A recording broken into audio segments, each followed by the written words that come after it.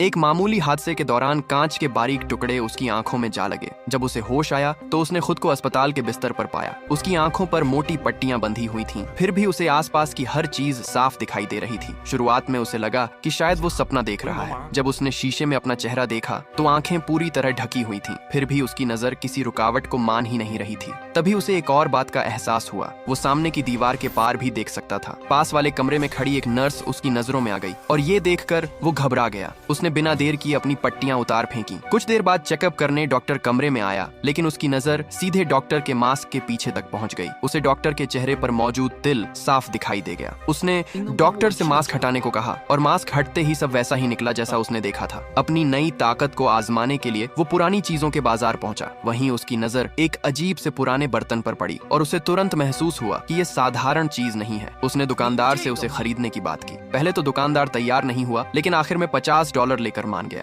बर्तन हाथ लगते ही वो उसे एक प्रोफेशनल के पास ले गया, जहां पता चला कि उसकी असली कीमत $20,000 तक है। अगले दिन अपने दोस्त के साथ वो एक नीलामी में जा पहुंचा। वहां एक पुरानी पेंटिंग रखी हुई थी जिस पर कोई भी ध्यान नहीं दे रहा था, लेकिन उसने बिना हिचकिचाए उसे खरीद लिया। बाद में जब उस पेंटिंग की जांच हुई तो पता चला कि उसकी कीमत $1 मिलियन थी।